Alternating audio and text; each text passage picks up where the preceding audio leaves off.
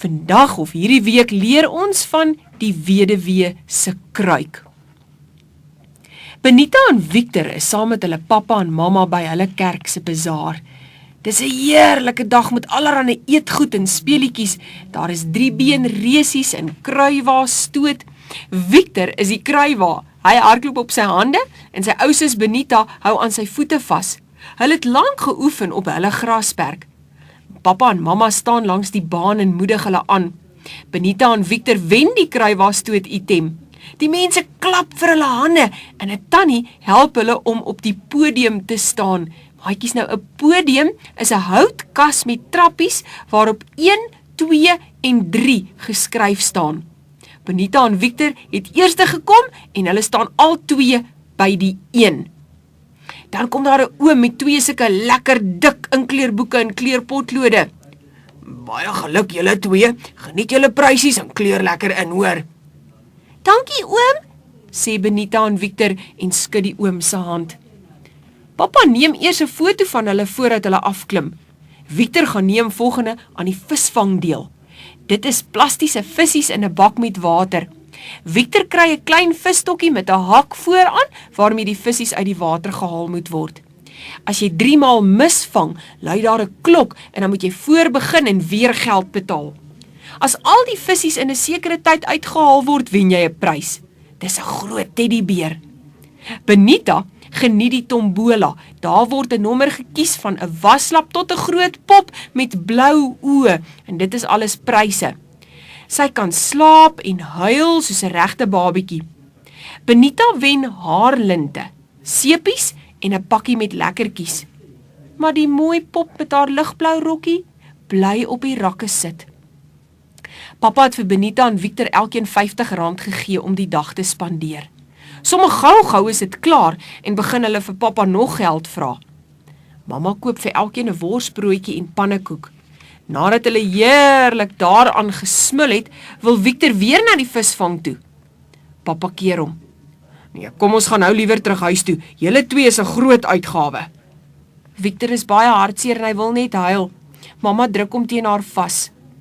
Nee, so mooi groot seun huil mos nie oor alles nie. Hoe oud is my kind?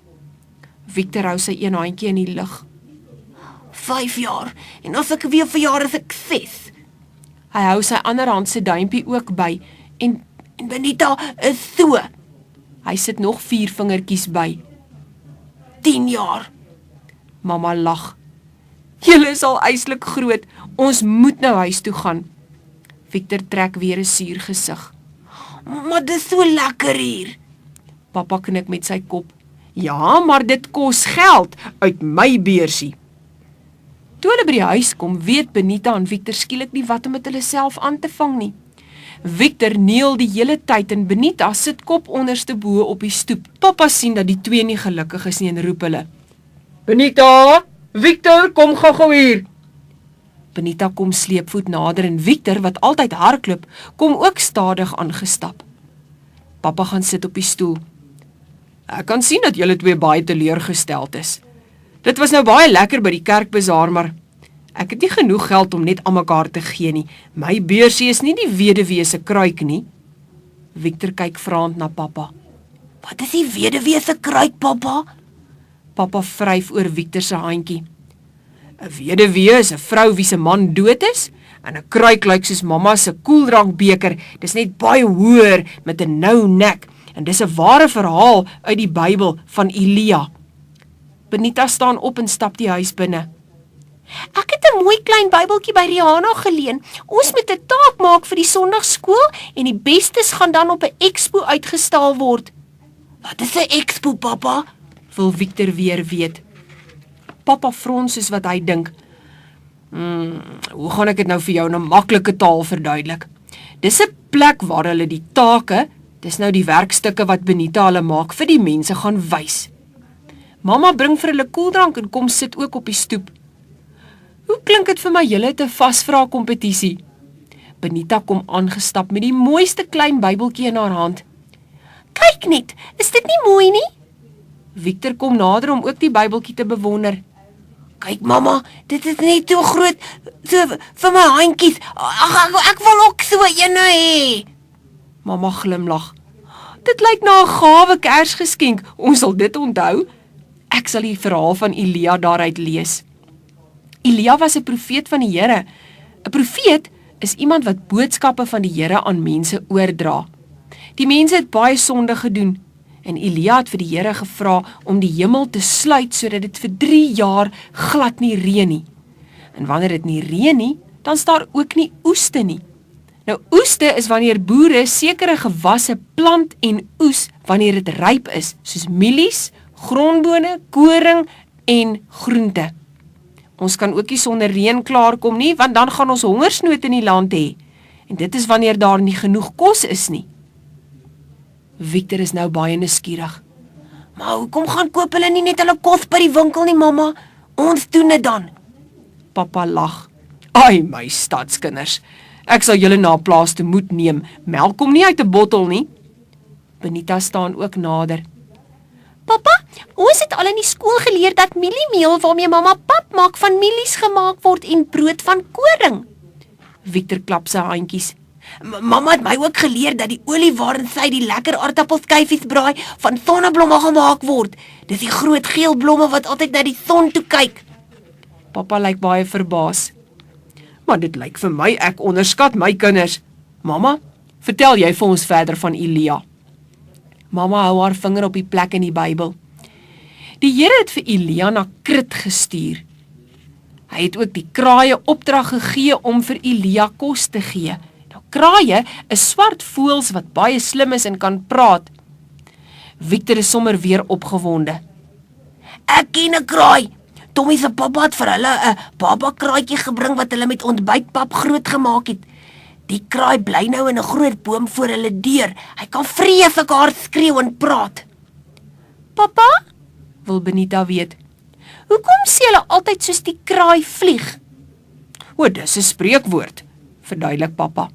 'n Kraai vlieg nie draaie nie, hy vlieg reguit. Ons paaie is gewoonlik vol draaie. En dan vertel mamma verder. Toe die rivier Krit ook opgedroog het sonder reën, het die Here vir Elia na Sarfat gestuur. Die Here het daar 'n weduwee uitgekies om vir Elia te sorg. Kom ons lees uit 1 Konings 17 vanaf vers 10. Daarop het Elia hom gereed gemaak en na Sarfat gegaan, en toe hy by die ingang van die stad kom, was 'n weduwee juis besig om haar houtjies bymekaar te maak, en hy roep haar en sê, gaan haal tog vir my 'n bietjie water en die kan, dan kan ek dit drink. Terwyl sy loop om dit te gaan haal, roep hy na haar en sê, en bring tog vir my 'n stukkie brood saam. Maar sy antwoord, so waar is die Here God leef, ek het nie 'n broodkoek nie, net maar 'n handvol meel in die pot en 'n bietjie olie in die kruik, en hier maak ek nou 'n paar houtjies bymekaar, dan gaan ek en maak dit vir my en my seun klaar. Dit was die laaste kos wat hulle in die huis gehad het. En Elia sê vir haar, wees nie bevrees nie, gaan heen en doen volgens jou woord, maar maak eers daarvan vir my 'n broodkoekie en bring dit uit vir my. Daarna kan jy vir jou en jou seun iets klaarmaak. Want so sê die Here, die God van Israel, die meel in die pot sal nie opraak en die olie in die kruik sal nie minder word nie, tot op die dag dat die Here reën gee op die aarde. En sy het gegaan en gehandel volgens die woord van Elia, en sy het geëet, sy en hy en haar gesin, dae lank. Die meel in die pot het nie opgeraak, en die olie in die kruik het nie minder geword nie, volgens die woord van die Here, wat hy deur die diens van Elia gespreek het. Benita kyk verbaas na mamma. Maar dit is mos 'n wonderwerk dat die meel en olie nie klaar geraak het nie, mamma? Mamma knik met haar kop. Ja, my kind, dit was. Die Here het die weduwee en haar seun ook aan die lewe gehou, omdat sy gehoorsaam was en eers van die laaste bietjie meel en olie vir Elia kos gemaak het. Papa knip oog vir mamma.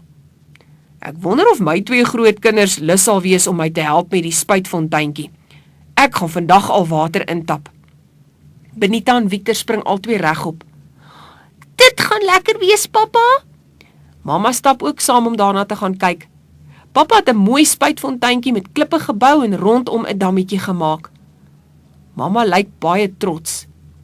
Dit is sommer 'n pronkstuk. Wat moet nog gedoen word? Papa gee vir Benita en Victor elkeen 'n borsel. As my flukskinders my sal help om die klippe skoon te borsel, dan kan ek dit met spesiale vernis behandel, wat dit dan baie mooi sal laat blink. Benita en Victor spring dadelik aan die werk. Dis harde werk en die son is warm. Die sweet perel op albei se voorkoppe, maar hulle geniet dit baie. Mamma gaan terug huis toe en kom dan met heerlike koue vrugtesap terug. Hier is 'n lafenis vir die hardwerkendes. Papa, Benita en Victor is dankbaar oor die koeligheid. Papa vee met sy hand oor sy voorkop. Sjoe, maar dis warm. Hoe lyk dit? Vra hy vir mamma. Mamma glimlag breed. Dit lyk baie mooi.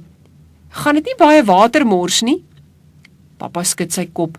Nee, ek gaan die water uit die boorgat hier ingooi. Dan is dit net die elektrisiteit wat die pomp gebruik.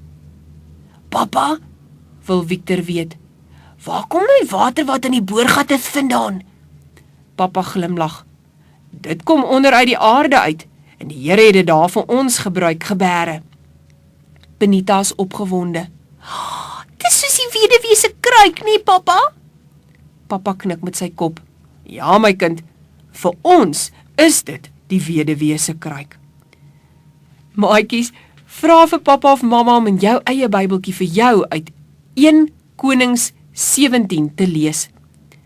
Kom ons vou die handjies, dan bid ons saam. Dankie Vader dat U so geduldig is met ons en elke keer weer ons sondes vergewe. Amen.